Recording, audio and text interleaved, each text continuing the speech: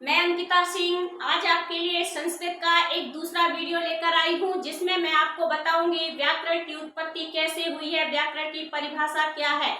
सबसे पहले हम आपको बताते हैं कि वर्ण या अक्षर क्या है। वर्ण या अक्षर जो आपकी वर्ण किसे कहते हैं, किसी भी भाषा की सबसे छोटी इकाई को वर्ण या अक्षर कहते हैं। भाषा की सबसे छोटी इकाई को वर्ण या अक्षर कहते हैं। वर्ण या अक्षर अगर ये सांकेतिक रूप में होता है, ध्वनि रूप में होता है, तो ये आपका क्या कहलाता है। अगर ये लिपिबद्ध हो जाता है तो ये लिखित कहलाता है, लिखित रूप में हो जाता है। अगर ये ध्वनि के रूप में होता है तो ये मौखिक कहलाता है। वर्ण अगर ध्वनि के रूप में होगा तो मौखिक होगा, वर्ण अगर लिपिबद्ध होगा तो लिखित होगा। तो वर्णों के सार्थक समूह को हम शब्द कहते हैं। वर्णों के सार्थक समूह को हम शब्द कहते हैं। शब्दों के सार्थक समूह को हम पद कहते हैं, शुक्तियंतम पदम। और पदों के सार्थक समूह को हम वाक्य कहते हैं। पदों के सार्थक समूह को हम वाक्य कहते हैं। आइए तो अब हम आपको बताते हैं, किसी भी भाषा को शुद्ध बनाने के लिए, हमें व्याकरण की आवश्यकता पड़ती है। किसी भी भाषा को शुद्ध रूप में पढ़ने और लिखने के लिए हमें व्याकरण की आवश्यकता पड़ती है। तो सबसे पहले हम आपको व्याकरण की उत्पत्ति और उसकी परिभाषा बताने जा रहे हैं। व्याकरण का ज्ञान सबसे पहले ब्रह्मा ने बृहस्पति को सुनाया था।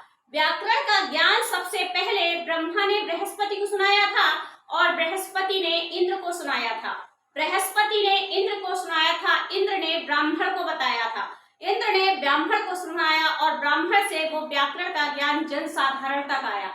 तो आज हम आपको व्याकरण की उत्पत्ति के बारे में बताते हैं। व्याकरण की उत्पत्ति वी और आंग, इन दोनों उपसर्ग, व्याकरण में दो उपसर्ग हैं। कौन कौन से? वी उपसर्ग और आंग उपसर्ग। व्याकरण में दो उपसर्ग है, वी उपसर्ग और आंग उपसर्ग, और क्री धातु है। व्याकरण में क्री धातु है और ल्युट प्रत्यय है। व्याकरण में क्री धातु है, ल्युट प्रत्यय है। वी और आंग दो उपसर्ग है, क्री धातु है, ल्युट प्रत्यय है। क्री का अर्थ क्या होता है? क्री का अर्थ होता है करना। क्री का अर्थ होता है करना। तो ये क्या करती है, ये व्याकरण क्या करती है? भाषा को शुद्ध लिखने और पढ़ने में हमारी सहायता करती है। व्याकरण भाषा को शुद्ध लिखने और पढ़ने में हमारी सहायता करती है। यह भाषा को शुद्ध बनाती है। नेक्स्ट है आपका ल्युट प्रत्यय। ल्युट प्रत्यय से जितने भी शब्द बने होते हैं, ल्युट प्रत्यय से बनने वाले शब्द कैसे होते हैं? नपुंसक लिंग होते हैं। ल्युट प्रत्यय से बनने वाले शब्द कैसे होते हैं? नपुंसक लिंग होते हैं। आपने हिंदी में दो ही लिंग पढ़े होंगे, स्त्रीलिंग और पुल्लिंग। जबकि संस्कृत में तीन लिंग होते हैं, स्त्रीलिंग, पुल्लिंग, नपुंसक लिंग। स्त्रीलिंग, पुल्लिंग, नपुंसक लिंग। नपुंसक लिंग क्या होते हैं? स्त्रीलिंग तो सभी जानते हैं, जिसमें स्त्रियों के बारे में बताया जाए पुल्लिंग, जिसमें पुरुष के विषय में बताया जाए पुल्लिंग। लेकिन नपुंसक लिंग बहुत कम बच्चे जानते हैं। नपुंसक लिंग वो लिंग होते हैं जो चलते फिरते नहीं हैं, जो मूव नहीं करते हैं, जो आपके सांस नहीं लेते हैं, उन्हें नपुंसक लिंग कहते हैं। फॉर एग्जाम्पल मोबाइल, स्टैंड, आपका पंखा, आपकी चारपाई, ये सब क्या है? नपुंसक लिंग है। ये चल फिर नहीं सकते हैं, ये सांस नहीं लेते हैं। आप बोलोगे मैम पेड़ पौधे भी तो सांस नहीं लेते हैं। नहीं, पेड़ पौधे सांस लेते हैं। पेड़ पौधे चलते फिरते जरूर नहीं है, लेकिन पेड़ पौधे सांस लेते हैं। पेड़ पौधे जो हमारे द्वारा कार्बन डाइऑक्साइड गैस छोड़ी जाती है, इसे पेड़ पौधे ग्रहण करते हैं और हमें ऑक्सीजन प्रदान करते हैं। पेड़ पौधे अपना भोजन स्वयं बनाते हैं। तो पेड़ पौधे आपके लिविंग थिंग्स होंगे, पेड़ पौधे आपके सजीव कहे जाएंगे। लेकिन मोबाइल हुआ, स्टैंड हुआ, पंखा हुआ, कूलर हुआ, ये सब आपके नॉन लिविंग है, यानी नपुंसक लिंग है। तो अभी आपको समझ में आ गया होगा नपुंसक लिंग क्या होते हैं। जैसे मार्कर हो गया, पेन हो गया, ये सब क्या है? नपुंसक लिंग है। तो ल्युट प्रत्यय से जितनी भी धातुएं बनती हैं वो सब कैसी होती हैं? नपुंसक लिंग होती हैं। अभी देखिए मैं आपको बताती हूँ वी। वी से क्या कैसे बना? वी प्लस वा प्लस ई, वा प्लस ई प्लस आ। तो जो ई और आ मिलकर क्या बन जाएगा? या मिल जाएगा। ई और आ मिलकर क्या बन जाएगा? या बन जाएगा। तो आपका ये क्या हो जाएगा? यड़ संधि हो जाएगी। यहाँ आपकी यड़ संधि, व्याकरण में आपकी कौन सी संधि है? व्याकरण में आपकी यड़ संधि है। व्याकरण में हमने वी का ई ले लिया और आंग का आ ले लिया, तो ये आपका क्या हो गया, ई प्लस आ बराबर या, यानी यड़ संधि हो गई। तो आपका ये क्या बन जाएगा, ये आपका देखिए ये बन जाएगा व्या। ती से हमने का ले लिया और ये रा ले लिया, व्याकरण।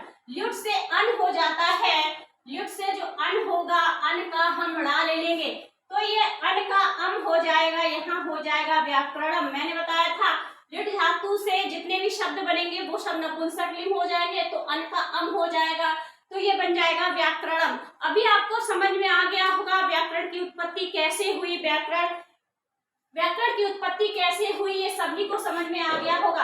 अब हम आपको व्याकरण की परिभाषा की ओर ले चलते हैं।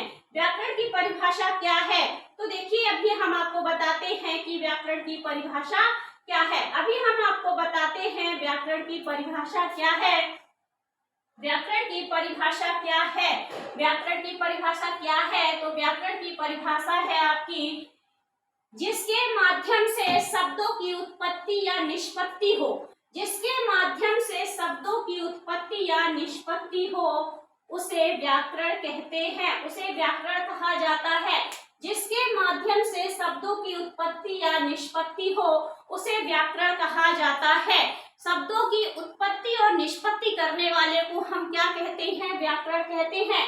व्याकरण की संस्कृत में परिभाषा क्या है, व्याक्रियन्ते शब्दा अनेन अशो व्याकरणम, व्याक्रियन्ते शब्दा अनेन अशो व्याकरणम। जिसके माध्यम से शब्दों की उत्पत्ति हो या निष्पत्ति हो, उसे हम व्याकरण कहते हैं। व्याकरण शास्त्र को शब्द शास्त्र या पद शास्त्र भी कहा जाता है।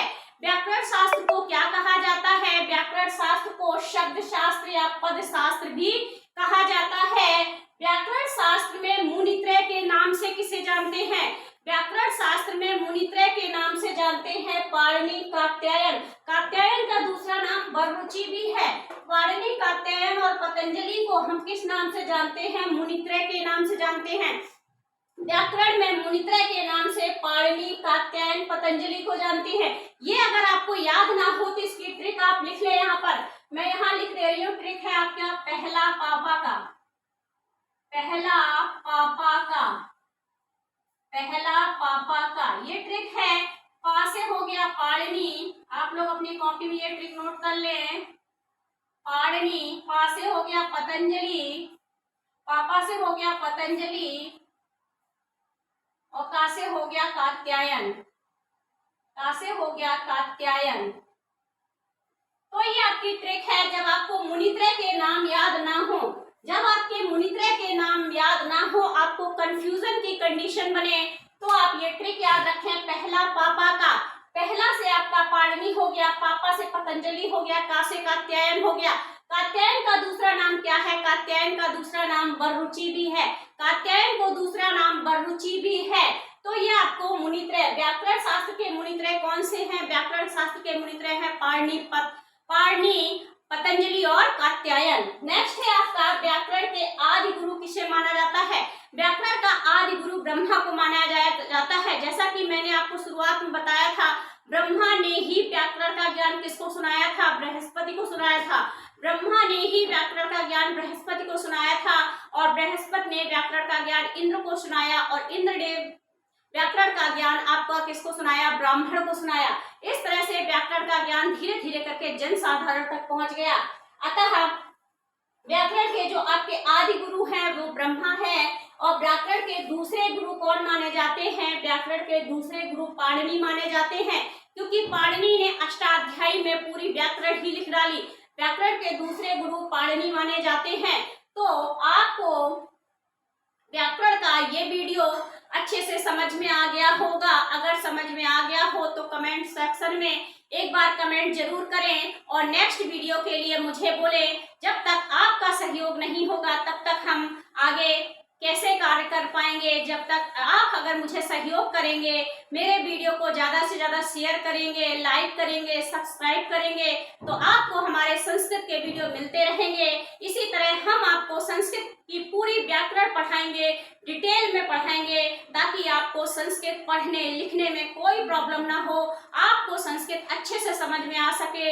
High school board, inter board और आपके कॉम्पिटिटिव एग्जाम के लिए आपको संस्कृत इजीली समझ में आ जाए। So please like, share and subscribe.